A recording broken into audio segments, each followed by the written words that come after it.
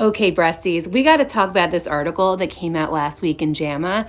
The article basically showed that while cancers amongst older adults have declined, cancers amongst people younger than age 50 has slowly increased over time, with the largest increase amongst women ages 30 to 39, with GI, endocrine, and breast cancers climbing at the fastest rates. My name is Dr. Robin Roth, aka the Booby Docs. I'm a board-certified radiologist specializing in breast imaging, as well as a 41-year-old Ashkenazi Jewish woman with a strong family history of breast cancer and BRCA. So this news is really not surprising to me because I see this in my clinical practice all the time. This study looked at over 500,000 people that were diagnosed with cancer before the age of 50 between the years of 2010 and 2019 and looked at some of their characteristics. 30 to 39-year-olds have the highest increase at 19.4% increase in cancer overall. That's scary. Breast cancer accounted for the greatest increase in cancer cases amongst younger people, increasing at a rate about 8% over a 10-year period. Gastrointestinal cancers, including colon cancer, accounted for about 15% increase over that time,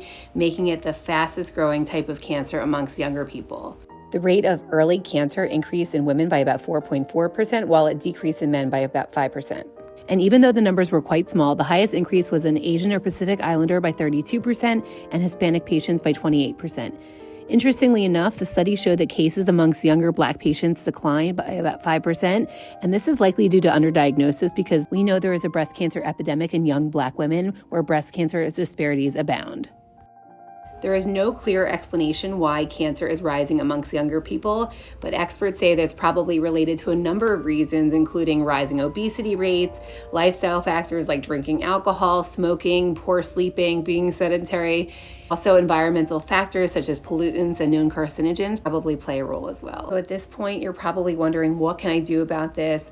You want to optimize all your breast cancer risk factors like maintaining a healthy weight, exercising at least 30 minutes a day, avoiding smoking, and limiting alcohol to about 3 alcoholic drinks per week, avoiding known carcinogens and pollutants, and also a plant-forward diet, minimizing meat, incorporating more greens is always a good idea. This will lower your risk of not only developing cancer, this will also lower your risk of heart disease, which is more likely to kill you. Cancer in young people is a problem because these people are not generally included in cancer screening recommendations for average risk people. It brings up a really important conversation about breast cancer risk factors. All people should be evaluated for breast cancer risk factors no later than age 30, ideally by age 25, so we can identify people that are high risk for developing cancer. And these are the people that would benefit from earlier screening with MRI and mammogram. This article also emphasizes the importance of annual screening mammography, especially in young women who are more likely to have dense breast tissue, which is an important risk factor for breast cancer and makes it harder to find breast cancer using mammograms alone. There's a few take-home points from this article.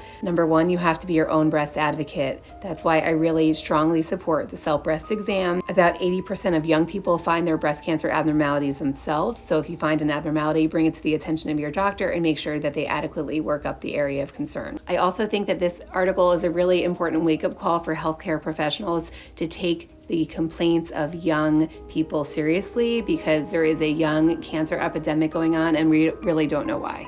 We need more research to find out who are these people that are getting cancer at a young age and what are the risk factors that they all have in common. Would love to hear your thoughts about this article in the comments. As always, follow the Booby Docs for more of the breast information.